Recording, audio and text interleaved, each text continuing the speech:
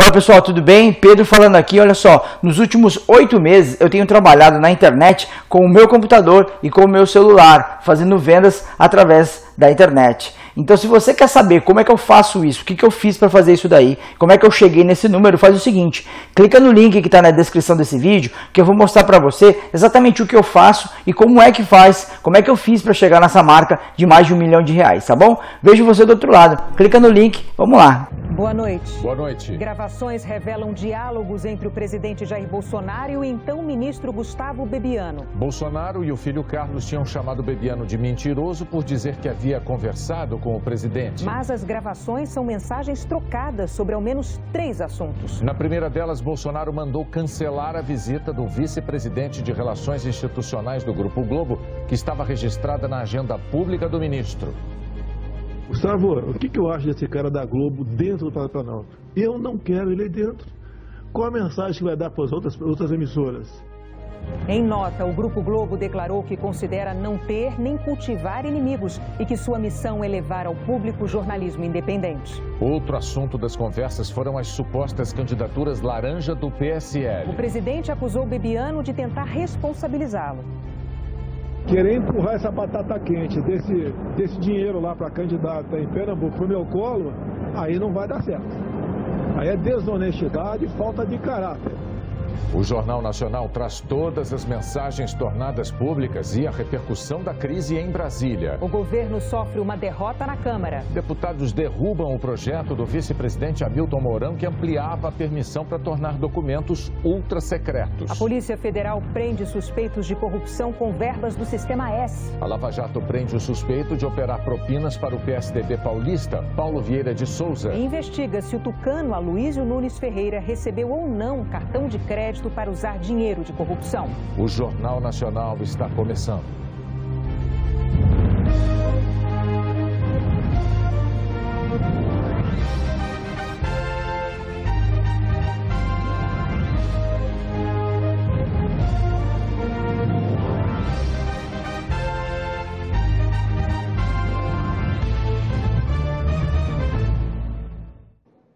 A revista Veja publicou hoje na internet mensagens de áudio trocadas entre o presidente Jair Bolsonaro e o então ministro da Secretaria-Geral da Presidência, Gustavo Bebiano, no dia 12 de fevereiro. Naquela terça-feira, havia rumores de que Bebiano seria exonerado em consequência de reportagens do jornal Folha de São Paulo sobre candidaturas laranja do PSL no período em que ele presidia o partido. Para desmentir aqueles rumores de demissão, Bebiano afirmou ao jornal O Globo que tinha falado 3 vezes com Bolsonaro naquele dia por mensagens de WhatsApp. Mas em seguida o vereador Carlos Bolsonaro, que é filho do presidente, foi às redes sociais e chamou Bebiano de mentiroso. Disse que essas conversas não tinham existido. E o próprio presidente também desmentiu Bebiano. Mas os áudios divulgados pela Veja mostram que o então ministro, de fato, trocou mensagens de WhatsApp com o presidente.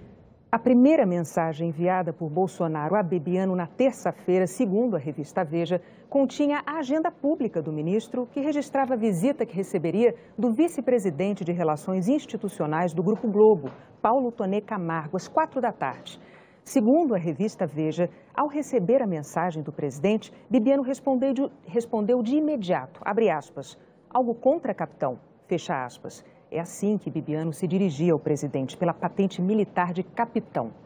A revista Veja diz que Bebiano insistiu enviando algumas mensagens por escrito e que, em resposta, Bolsonaro enviou um áudio em que declarou que a Globo é uma inimiga e que, ao fazer contatos com a emissora, Bebiano o colocaria em posição delicada com as outras emissoras. Vamos ouvir esse áudio publicado hoje pela revista Veja. Gustavo, o que eu acho desse cara da Globo dentro do Palácio do Planalto? Eu não quero ele aí dentro. Qual a mensagem que vai dar para as outras emissoras? Que nós estamos se aproximando da Globo. Então, não dá para ter esse tipo de relacionamento. Agora, inimigo passivo, sim. Mas trazer o inimigo para dentro de casa é outra história. Pô, você tem que ter essa visão, pelo amor de Deus, cara. Fica complicado a gente ter um relacionamento legal dessa forma, porque você está trazendo o maior cara que me ferrou antes, durante, agora, após a campanha, para dentro de casa. Me desculpe, como presidente da República, cancela, não quero esse cara aí dentro, ponto final. Um abraço aí. Em relação a estas afirmações do presidente Jair Bolsonaro, o Grupo Globo divulgou a seguinte nota, abre aspas. O Grupo Globo considera que não tem nem cultiva inimigos. A própria natureza de sua atividade jamais permitiria qualquer postura em contrário. Hoje, como sempre, sua missão é levar ao público jornalismo independente, dando transparência a tudo o que é relevante para o país e entretenimento de qualidade. O Grupo Globo continuará a trabalhar nesta mesma direção. A visita de Paulo Toné Camargo, vice-presidente de Relações Institucionais do Grupo Globo, ao então ministro-chefe da Secretaria-Geral da Presidência, Gustavo Bebiano, constava da agenda pública do ministro, divulgada na internet. Visitas de diretores do Grupo Globo a autoridades dos diferentes poderes, servidores públicos, executivos de empresas e representantes da sociedade civil são rotineiras. E nesse aspecto, o Grupo Globo não se diferencia de qualquer grupo empresarial que pretenda ouvir todas as vozes de uma sociedade livre, de forma transparente e com agenda pública, mantendo relações estritamente institucionais e republicanas. Fecha aspas. Segundo a revista Veja, em outro momento, Bebiano envia ao presidente uma nota publicada pelo site O Antagonista sobre uma viagem à Amazônia que ele próprio faria, acompanhado pelo ministro do Meio Ambiente, Ricardo Salles, e pela ministra da Mulher, Família e Direitos Humanos, Damares Alves. Bolsonaro então pergunta em mensagem de áudio quem seria o cabeça dessa viagem. Gustavo, uma pergunta. Jair Bolsonaro decidiu enviar para a Amazônia? Não estou entendendo. Quem está patrocinando essa ida para a Amazônia? Quem está sendo o cabeça dessa viagem à Amazônia? Um abraço aí, Gustavo. Até mais. No áudio seguinte, Bolsonaro determina o cancelamento dessa viagem dos ministros à Amazônia. Ô, Bebiano, essa missão não vai ser realizada. Conversei com o Ricardo Salles. Ele estava chateado, que tinha muita coisa para fazer e estava entendendo como missão minha. Conversei com a Damares, a mesma coisa. Agora, eu não quero que vocês viajem, porque vocês criam a expectativa de uma obra. Daí vai ficar o povo todo me cobrando. Tá? Isso pode ser feito quando, né?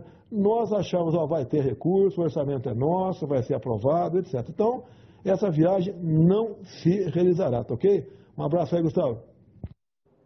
Já no dia seguinte, após ter sido chamado de mentiroso por ter dito que conversou com o presidente por 3 vezes, Bebiano envia a Bolsonaro uma mensagem de um jornalista segundo a qual Carlos Bolsonaro vinha conversando com deputados para derrubá-lo. A revista não divulgou a íntegra da mensagem, nem deu mais detalhes sobre ela.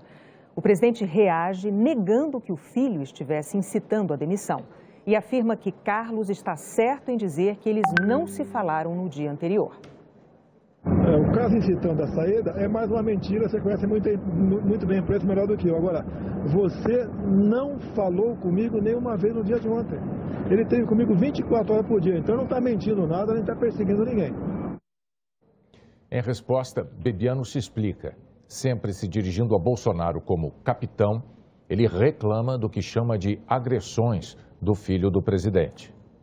Capitão, há várias formas de se falar. Nós trocamos mensagens ontem 3 vezes ao longo do dia, capitão.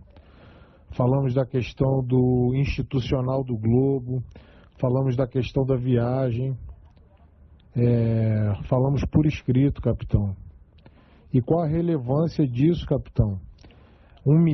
Capitão, as coisas precisam ser analisadas de outra forma. Tira isso do lado pessoal. Ele não pode atacar um ministro dessa forma, nem a mim, nem a ninguém, capitão. Isso está errado. Porque esse ódio, qual a relevância disso? Vir a público me chamar de mentiroso? Eu só fiz o bem, capitão. Eu só fiz o bem até aqui. Eu só estive do seu lado, o senhor sabe disso. Será que o senhor vai permitir que eu seja agredido dessa forma? Isso não está certo não, capitão. Desculpe. Bebiano continua sua defesa em outro áudio enviado ao presidente. Diz que se considera um pacificador que conquistou a confiança dos generais integrantes do governo.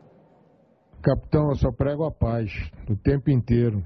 O tempo inteiro eu peço para a gente parar de bater nas pessoas. O tempo inteiro eu tento estabelecer uma boa relação com todo mundo. Minha relação é maravilhosa com todos os generais.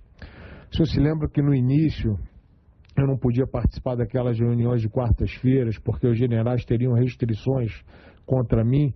Eu não entendia que restrições eram aquelas se eles nem me conheciam. O senhor hoje pergunte para eles qual é o conceito que eles têm a meu respeito, sabe, capitão?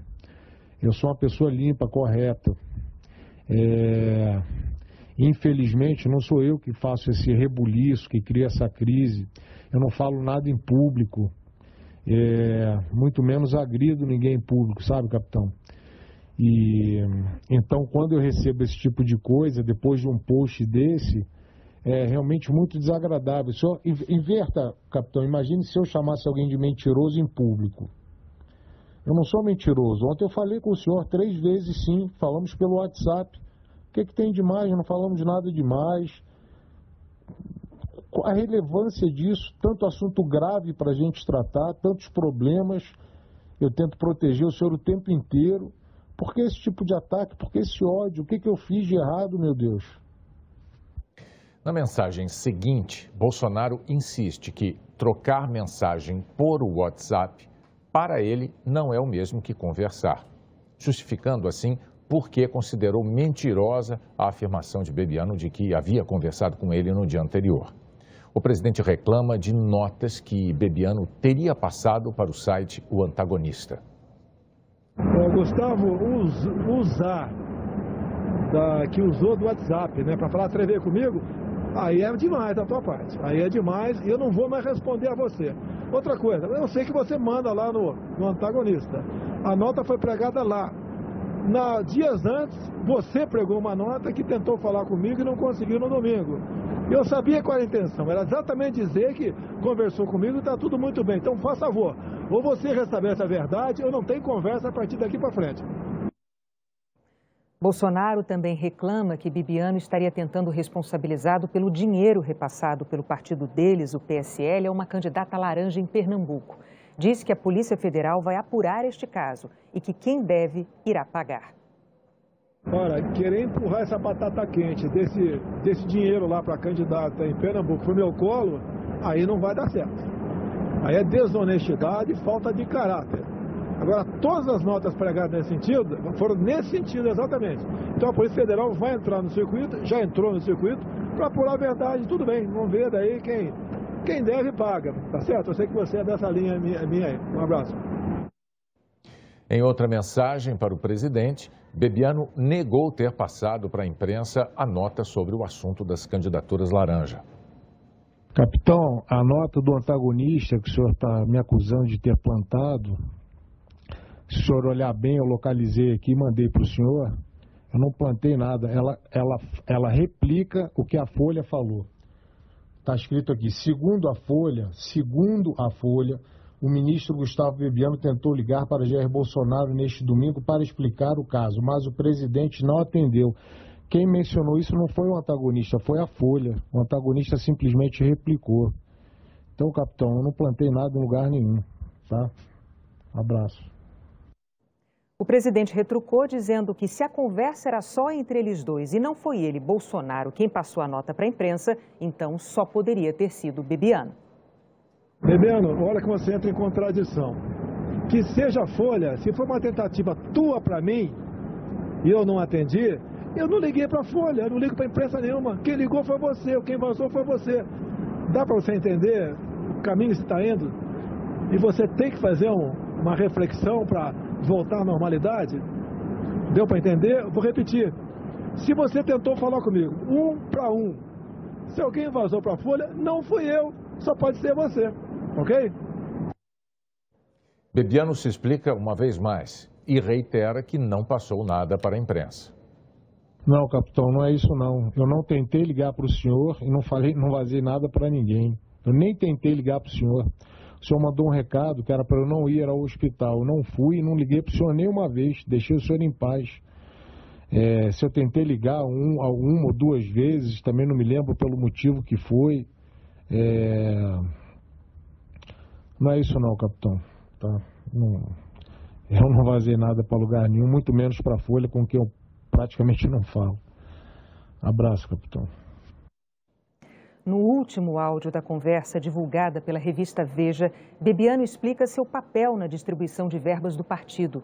Diz que o presidente nacional não é responsável pelas chapas estaduais e que, no caso de Pernambuco, o responsável é Luciano Bivar, atual presidente do PSL.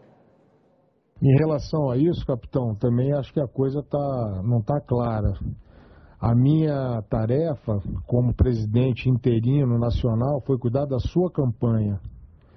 A prestação de contas que me competia foi aprovada com louvor.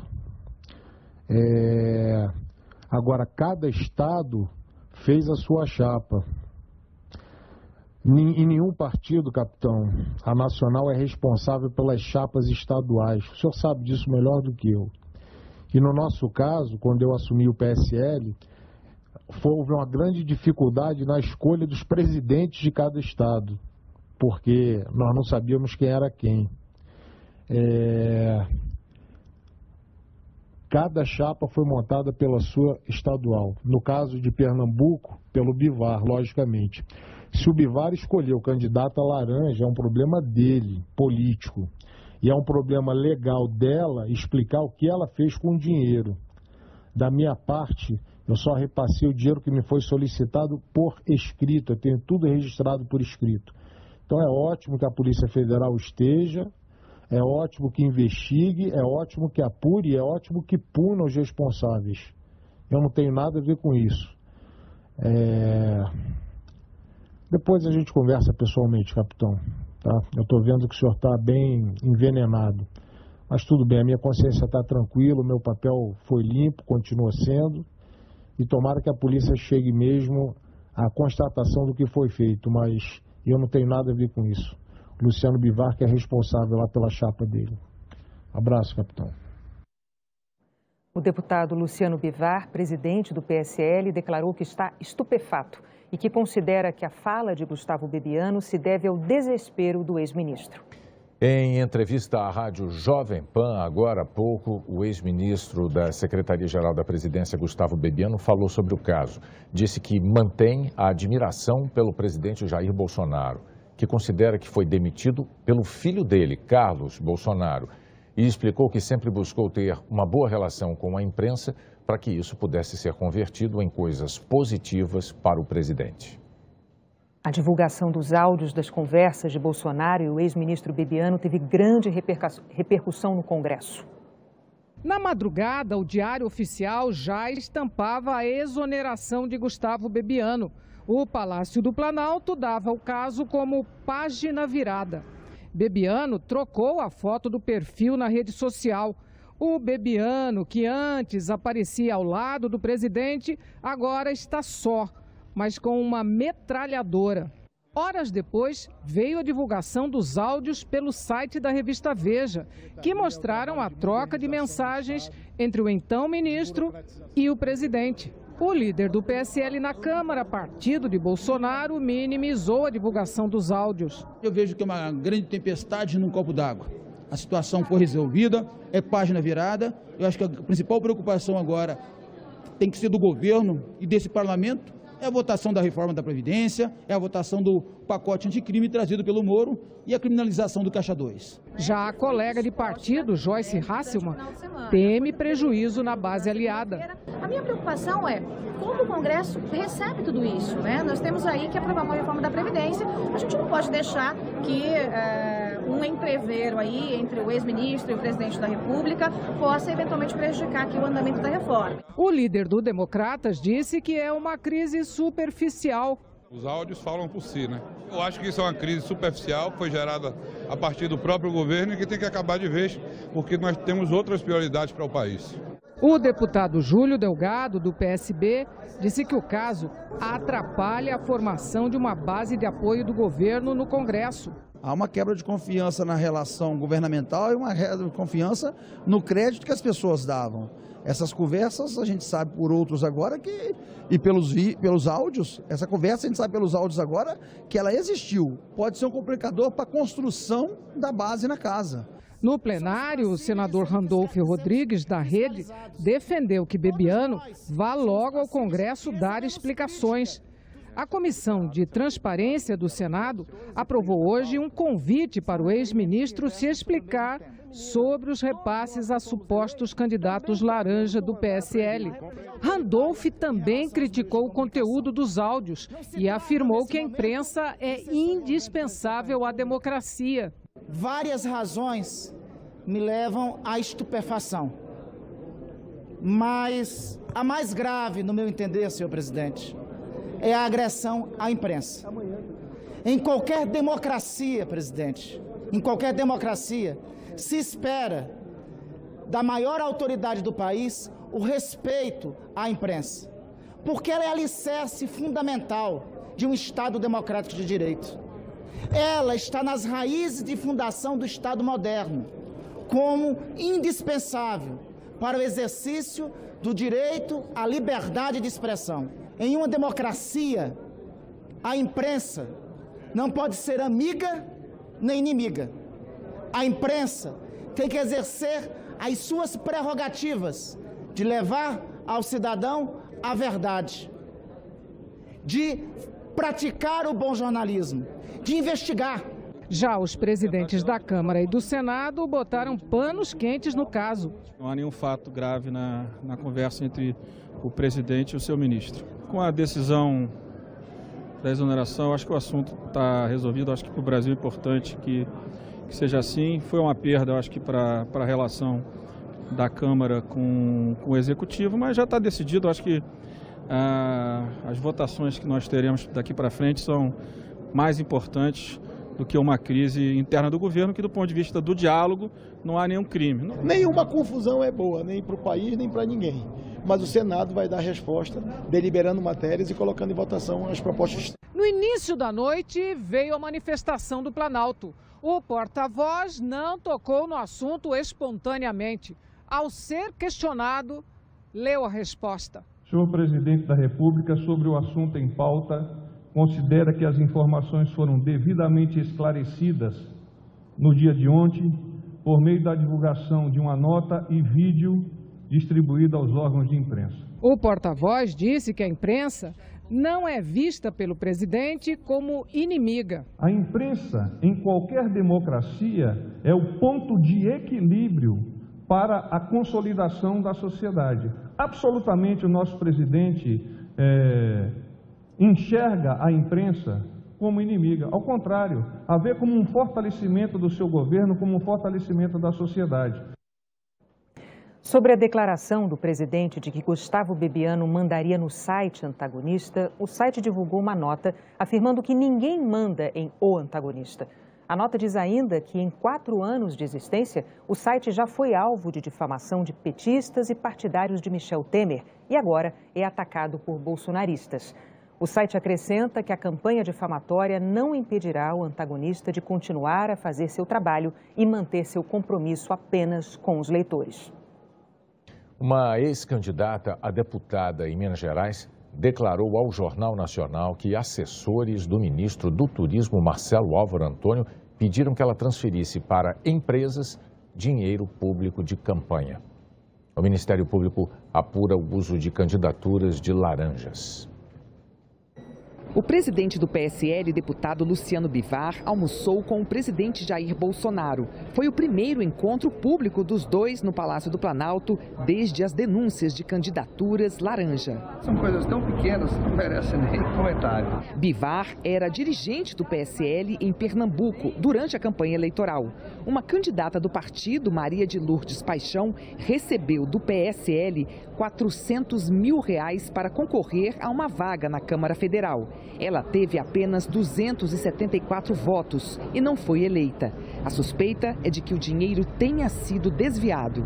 A suspeita de uso de candidatas laranja também recai sobre o ministro do Turismo, Marcelo Álvaro Antônio. A então candidata a deputada estadual, Cleusenir Barbosa, diz que recebeu verbas de campanha do agora ministro, que era presidente do PSL em Minas Gerais e disputava uma vaga de deputado federal.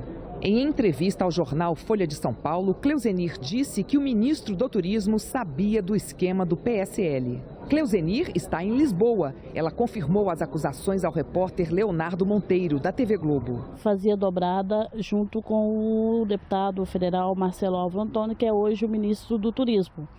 E no meio da caminhada da campanha fui convidada por dois assessores, do Marcelo Álvaro, para que eu transferisse dinheiro para uma gráfica a qual eu não estava fazendo serviço algum na gráfica.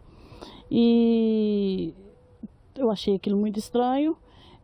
De imediato a gente detectou que tinha erro, decidimos que não faríamos o jogo que eles haviam pedido que a gente fizesse. Cleusenir explicou por que foi para Portugal. Decidi vir para cá porque aqui é um país que eu me sinto segura, é um país que fala português e as pessoas são receptivas e são entendidas desse assunto que se passa no Brasil. O caso está sendo investigado pelo Ministério Público de Minas Gerais. Cleusenir Barbosa já prestou informações e outras candidatas supostamente usadas como laranja também serão ouvidas. O Ministério Público também vai requisitar documentos e notas fiscais dos envolvidos. Envolve aí a apropriação indébita dos recursos do Fundo Partidário da Mulher no âmbito eleitoral e eventual falsidade ideológica justamente pelo uso de pessoas que não seriam candidatas. O ministro Marcelo Álvaro Antônio reafirmou em nota que jamais orientou qualquer assessor a cometer ato ilícito, que, ao tomar conhecimento da denúncia, determinou que a mesma fosse apurada. O ministro declarou ainda que Cleusenir foi chamada a prestar esclarecimentos e que nunca apresentou qualquer indício que atestasse a veracidade das acusações e que encara a investigação do Ministério Público como uma ótima oportunidade para esclarecer os fatos. Nesta terça-feira, o governo sofreu uma derrota no Congresso. A Câmara derrubou o decreto que muda regras da Lei de Acesso à Informação. A derrubada do decreto começou a ser articulada na semana passada. Hoje cedo, líderes acertaram que seria votada a proposta que suspende os efeitos do decreto que permite ao maior número de servidores classificar documentos como sigilosos. A insatisfação de muitos parlamentares com o governo Bolsonaro não era explícita, mas os recados vinham sendo dados. Críticas à escolha do líder do governo, ao presidente querer governar com as frentes parlamentares, a falta de diálogo e a forma como então o ministro Gustavo Bebiano foi demitido. Ele era um dos interlocutores do Planalto com o Congresso. Hoje, os líderes da própria base aliada resolveram mandar um recado claro e direto: derrubar um decreto do governo. O presidente da Câmara, Rodrigo Maia, do Democratas, abriu a sessão com a pauta. Na primeira votação, todos os partidos, com exceção do PSL, defenderam que o plenário analisasse o projeto imediatamente. Resultado, 367 deputados a favor, 57 contra. Líderes do partido do presidente ainda tentaram adiar a votação, mas não deu. A deputada Bia Kicis, do PSL, defendeu o decreto do governo Bolsonaro. Esse decreto, ele não viola qualquer transparência. Ao contrário, quem ler atentamente a legislação vai ver que ele limita uma possibilidade de delegação prevista na lei há muito tempo. O deputado Alex Manente, do PPS, afirmou que o decreto do governo reduz a transparência no acesso a dados públicos. O momento que nós vivemos no nosso país requer que tenhamos condições de ter a maior transparência possível de todos os atos. Em votação simbólica, deputados derrubaram o decreto do governo. 7, que altera a Lei Complementar 105 de 10 de janeiro de 2001. A proposta para anular o decreto ainda precisa passar pelo Senado. O porta-voz, Otávio Rego Barros, amenizou a derrota. Em uma democracia consolidada, as derrotas são aceitas naturalmente quando se percebe as análises do Congresso. O governo não entende de forma alguma como derrota o fato de que o Congresso esteja a pedir uma análise mais aprofundada no que toca à Lei de Acesso à Informação. O vice-presidente Hamilton Mourão, que assinou o decreto, reconheceu a derrota. Perdi o Playboy. O pessoal do Congresso não gosta de mim, por isso que eles, se fosse o presidente, tinha passado. A seguir, a Polícia Federal prende suspeitos de corrupção com verbas do Sistema S. A Lava Jato prende o suspeito de operar propinas para o PSDB paulista, Paulo Vieira de Souza. Ah, tudo bem? Olha só, imagina uma coisa, imagina que você levanta de manhã todos os dias, imagina que você pega o ônibus lotado todos os dias, imagina que você pega esse metrô lotado todos os dias, tá? Imagina que você vai para aquele seu trabalho de 7 horas da manhã até as 5 da tarde, ou das 8 da manhã até as 6 da tarde, ou você trabalha 12 horas por dia, eu não sei. Eu não sei quanto você ganha, eu não sei como você trabalha, eu só sei que é o seguinte, eu tenho uma ferramenta, eu tenho um método, um processo. Meu nome é Pedro Ocriciano, moro aqui nos Estados Unidos, tá? Tenho minha vida do mercado digital, marketing digital, trabalho na internet, ganho dinheiro na internet com produtos digitais e posso te dizer que você também pode fazer o mesmo. Não é bicho de 7 cabeças, não é difícil de fazer isso e eu tenho certeza que com o método que eu tenho disponível na internet eu posso te ajudar, posso te mostrar e posso mostrar que esse trabalho que você está fazendo de 7 da manhã às 8 da noite, ou seja lá das 7 às 5, 7 às 6, eu não sei qual é o horário do seu trabalho, não importa. Eu estou prestes a mostrar para você uma maneira de você usar o seu celular, aí onde você está me vendo agora, para fazer ele virar uma caixa eletrônica de fazer dinheiro para você. Isso sem dúvida nenhuma. Mas para isso você vai ter que dar o primeiro passo, que é clica no link que está aqui abaixo, vá lá na página e dá uma olhada no que eu estou te falando. Como é que eu faço para ganhar mais de $1000 por mês apenas fazendo postagens no Facebook, no Instagram, no Twitter e alguns vídeos no YouTube também, tá bom? Um abraço para você, Pedro Ocriciano, o Mecanismo Digital USA. Procura aí, você vai encontrar. Valeu!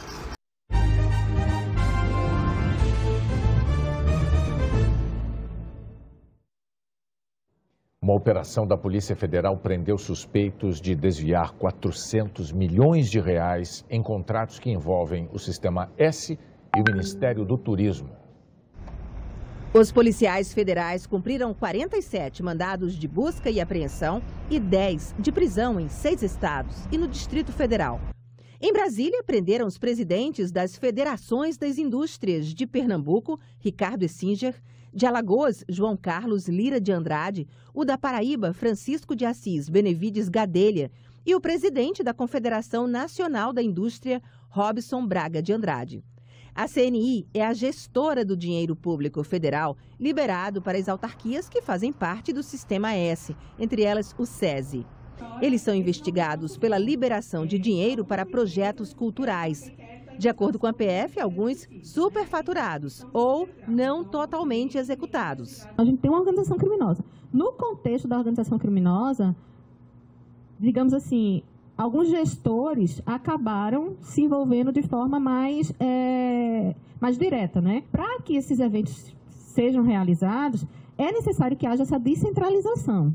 Então, assim, o gestor maior, ele foi responsável pela descentralização dos recursos. No Recife, entre os presos, estão os donos da empresa Aliança Comunicação, os irmãos Lina Rosa Gomes Vieira da Silva, Luiz Antônio Gomes Vieira da Silva e Luiz Otávio Gomes Vieira da Silva.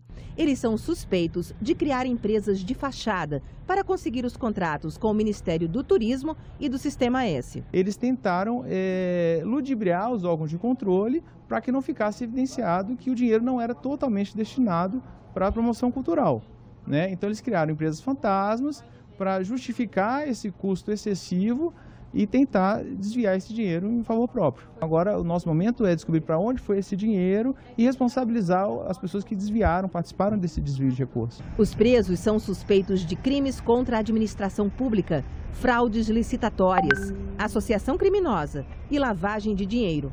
A Polícia Federal apurou que o esquema teria começado em 2002. A Aliança Comunicação teria inicialmente firmado uma única parceria para um projeto cultural. Com o tempo, a quantidade de projetos foi se multiplicando. Os investigadores estimam que, a essa altura, a empresa recebeu mais de 400 milhões de reais por esses contratos. Agora à noite, a Justiça Federal mandou soltar os presidentes da CNI e das Federações das Indústrias de Pernambuco, da Paraíba e de Alagoas. O SESI e a Federação das Indústrias do Estado de Pernambuco declararam que todos os contratos respeitam as leis de licitação e que vão colaborar com as investigações. As Federações das Indústrias dos Estados da Paraíba e de Alagoas também disseram que estão à disposição das autoridades. A Confederação Nacional da Indústria afirmou que não teve acesso à investigação e que está está à disposição das autoridades. O Ministério do Turismo afirmou que nenhum dos contratos investigados é da atual gestão e que determinou uma auditoria em todos os convênios da pasta. A Aliança Comunicação declarou que todos os projetos passam por auditorias internas e externas e que está empenhada em esclarecer todos os questionamentos da Polícia Federal. A defesa dos irmãos Luiz Otávio, Lina Rosa e Luiz Antônio Gomes Vieira da Silva, sócios da Aliança Comunicação, disse que no momento oportuno irá demonstrar que eles não praticaram nenhuma ilegalidade. A fase de número 60 da Lava Jato prendeu Paulo Vieira de Souza, suspeito de ser um operador de propinas do PSDB. E também cumpriu mandados em endereços ligados ao ex-senador tucano Aloísio Nunes Ferreira.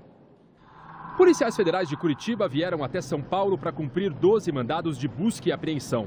Tinham ordem para prender Paulo Vieira de Souza, ex-diretor de engenharia da Dersa, a estatal que cuida das obras viárias do governo paulista. No ano passado, Paulo Vieira foi preso 2 vezes em outro processo, o que apura desvio de dinheiro das desapropriações do Rodoanel. E foi solto por ordem do ministro do Supremo Tribunal Federal, Gilmar Mendes. Enquanto lidava com as acusações na justiça em São Paulo, Paulo Vieira de Souza era alvo de investigação conduzida em sigilo pela Lava Jato em Curitiba. Foram as delações do empresário e operador financeiro Adir Assad e de ex-executivos da Odebrecht que revelaram em detalhes como funcionava o esquema. Segundo os investigadores, Paulo Vieira recebia dinheiro do setor de propinas da Odebrecht para entregar a executivos da Petrobras e financiar campanhas políticas. De acordo com as provas, Paulo Vieira disponibilizou em 2010 100 milhões de reais. Adir Assad revelou que Paulo Preto possuía cerca de 100 ou 110 milhões de reais no Brasil em espécie e esse dinheiro ele estava condicionado em 2 endereços. Estava condicionado no endereço numa residência em São Paulo e também num apartamento que, segundo revelado por Adir Assad, era o local onde Paulo Preto tinha um bunker para guardar as propinas. Os delatores contam que Paulo Vieira tinha que tomar cuidado com a umidade. Como era um quarto úmido, algumas vezes a gente via Paulo Preto colocando as notas de reais para tomar sol, porque senão elas emboloravam. Isso foi revelado por auxiliares do Adir Assad. Para deflagrar a operação de hoje, a Lava Jato contou com informações de 4 países, entre eles a Suíça. No ano passado, o Ministério Público da Suíça descobriu que Paulo Vieira tinha 130 milhões de reais no exterior. O comunicado destacava 4 transações financeiras, feitas entre a offshore panamenha Group Nantes e um banco suíço, cujo beneficiário econômico era o próprio Paulo Vieira de Souza. Na época, as 3 contas onde estava depositado o dinheiro foram encerradas e os valores reunidos em uma única conta em janeiro de 2017. E a fortuna, que estava em nome de Paulo Vieira, cerca de 34 milhões de dólares, foi então transferida para um banco no paraíso fiscal nas Bahamas. Os procuradores suíços encaminharam os extratos bancários aos colegas brasileiros. Numa dessas contas, segundo a Lava Jato, foi emitido um cartão de crédito que deveria ser entregue em 2007 a Aloísio Nunes. Foi solicitada a emissão de um cartão de crédito para entregar aos cuidados do senhor Aloísio Nunes Ferreira, filho, ex-ministro de Relações Exteriores do governo Temer, ex-senador da República, num hotel em Barcelona, na Espanha. Aloísio é amigo de Paulo Vieira e teria indicado o engenheiro para trabalhar na Dersa. O ex-ministro, que hoje pediu demissão do cargo de presidente da Agência de Investimentos do governo paulista, nega as irregularidades. Eu estou em busca do que existe nesse inquérito. O senhor recebeu esse cartão de crédito citado na operação? Não recebi, não recebi. No fim da tarde, Paulo Vieira fez exame de corpo de delito no IML, antes de ser levado para a Superintendência da Polícia Federal em São Paulo. Ele deve ser transferido para Curitiba no fim da semana. A defesa de Paulo Vieira de Souza disse que não vai comentar o caso porque não teve acesso a qualquer documentação. A nova gestão da Dersa informou que apoia qualquer investigação e que vai colaborar para elucidar quaisquer dúvidas. O PSDB de São Paulo declarou que não é parte no processo, que não mantém vínculo com Paulo Vieira, que jamais recebeu qualquer contrapartida de empresas e que todos os recursos recebidos foram doados de maneira legal e declarados à Justiça Eleitoral. A Odebrecht afirmou que tem colaborado com as autoridades e que segue comprometida com uma atuação ética, íntegra e transparente. Nós não tivemos retorno de Adir Assad. A seguir, o governo divide o pacote anticrime e anticorrupção. A criminalização do Caixa 2 eleitoral vai ser votada em separado.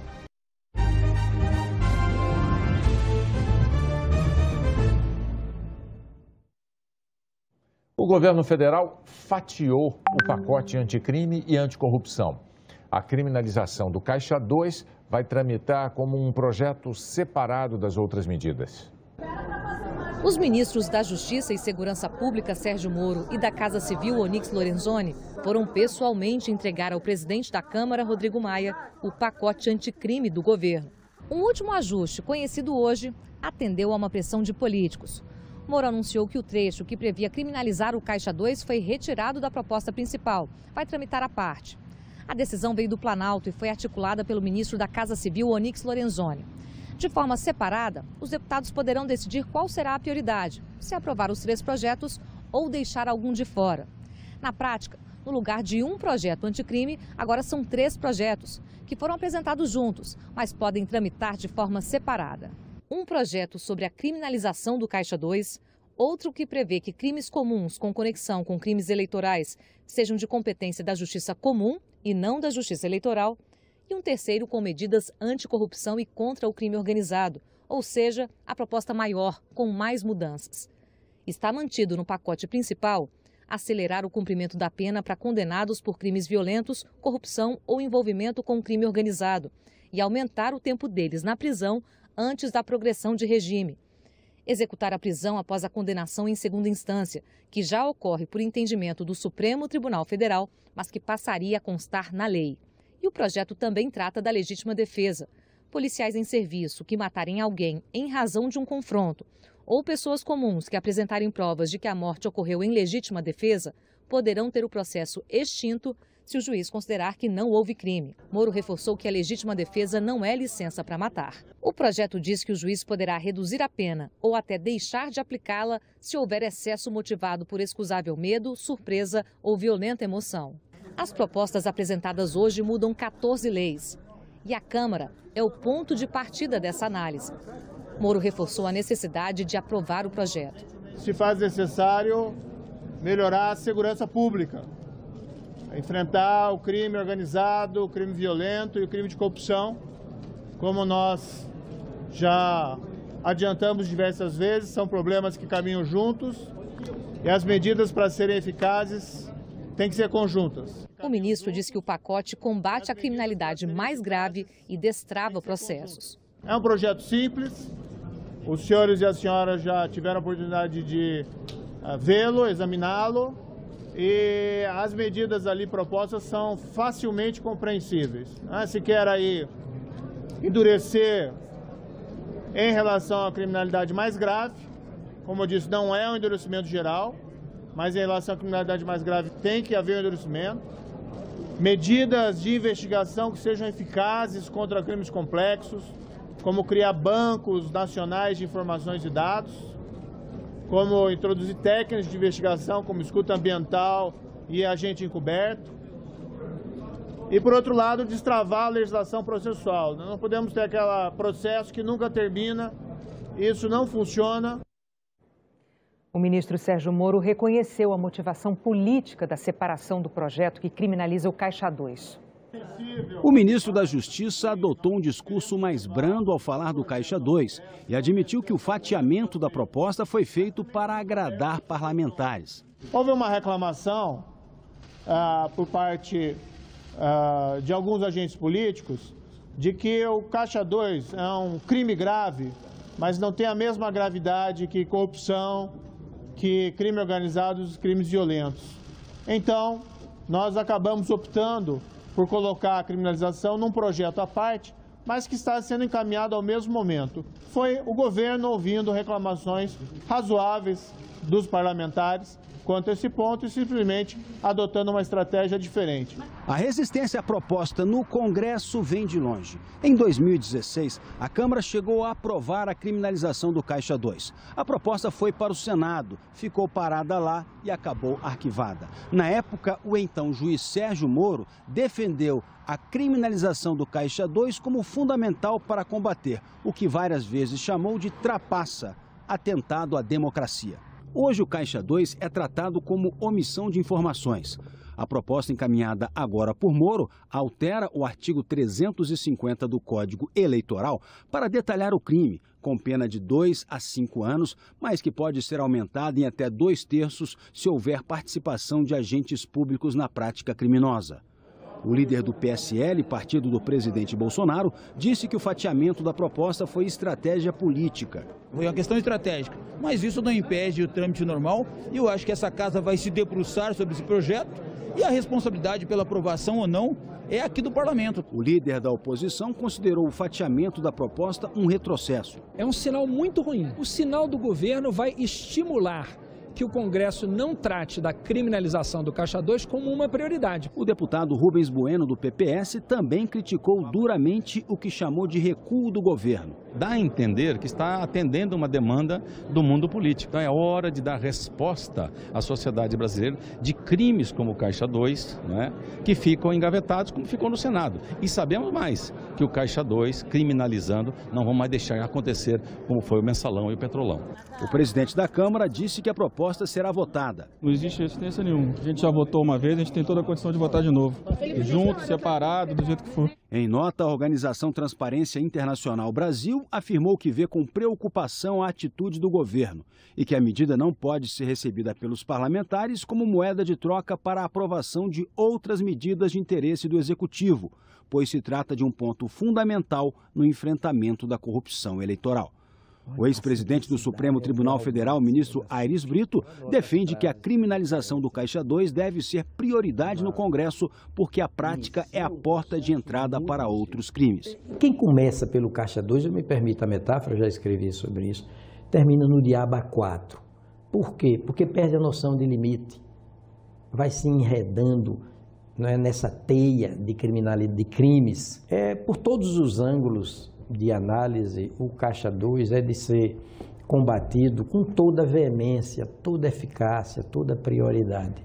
Eu confesso que estranhei esse fatiamento em desfavor, digamos, temporal da análise da figura do Caixa 2. Morreu hoje em casa, no Rio de Janeiro, aos 87 anos, o economista e ex-ministro do Planejamento, João Paulo dos Reis Veloso. A primeira função no governo foi no gabinete do Ministério da Fazenda, quando João Goulart era presidente. Depois, na ditadura militar, João Paulo dos Reis Veloso criou o órgão que deu origem ao atual IPEA, Instituto de Pesquisa Econômica Aplicada. Filho de um funcionário dos Correios e de uma costureira, começou a ganhar poder nas decisões sobre a política econômica do país.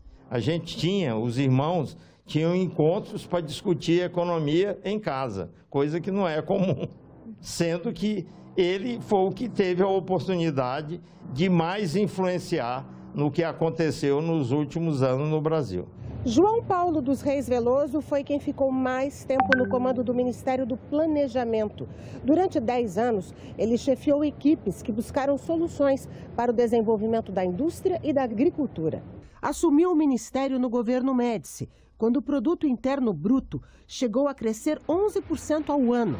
Apesar das críticas à desigualdade na distribuição de renda, o general Ernesto Geisel manteve Reis Veloso no cargo. No final dos anos 70, o cenário econômico piorou com a queda do crescimento e o aumento da inflação. Reis Veloso deixou o ministério no governo de João Batista Figueiredo, mas continuou buscando caminhos para o desenvolvimento do país. Eu não acredito em milagres, a não ser no plano espiritual. Em economia, nunca houve milagre. O que acontece é relação de causa e efeito. Criou um fórum permanente de discussões, que há 3 décadas oferece propostas para o futuro do Brasil. Ele foi um incansável economista, um incansável trabalhador no sentido de tornar o Brasil mais desenvolvido. Se o Brasil não se integrar, o Brasil pode dar adeus ao crescimento e principalmente ao desenvolvimento.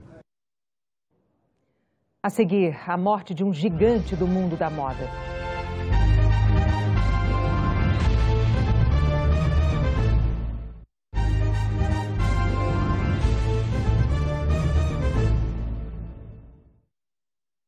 Morreu hoje em Paris, aos 85 anos, um dos maiores nomes da moda mundial, o estilista Karl Lagerfeld.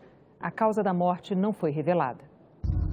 Karl Lagerfeld foi um estilista tão influente que, além de comandar a área criativa da Chanel e da Fendi, dava nome também à própria marca. Mas os feitos desse alemão não podem ser medidos em números e talvez nem sequer possam ser medidos. Lagerfeld era uma caricatura de si mesmo, sempre com seus óculos escuros, rabo de cavalo, colares e calças pretas. Desafiou regras da moda ao reinventar marcas famosas antes que elas saíssem da moda. Foi o inventor, por exemplo, do fecho com as letras C entrelaçadas, que até hoje está nas bolsas Chanel. Aliás, para isso mudou até o desenho feito pela própria Coco Chanel. Queria ser visto como um show à parte, onde quer que estivesse. Lagerfeld era famoso pelas frases de efeito e numa delas, bastante conhecida, costumava dizer que vivia com os pés na terra. Só que não nessa terra. Dizem que ele passava o tempo criando estilos para si mesmo. Um homem de 1001 personalidades. Além de estilista, era também editor, fotógrafo, figurinista e escreveu um livro para ensinar a dieta que ele próprio inventou ao perder mais de 40 quilos. 6 anos atrás, numa entrevista ao Fantástico, Karl Lagerfeld disse que a elegância não estava nas roupas. Se você é uma pessoa elegante, você é elegante com jeans e camiseta. É uma questão de atitude, ele disse. Karl Lagerfeld será lembrado como um estilista único. Um visionário incansável que só deixou de trabalhar porque deixou de viver.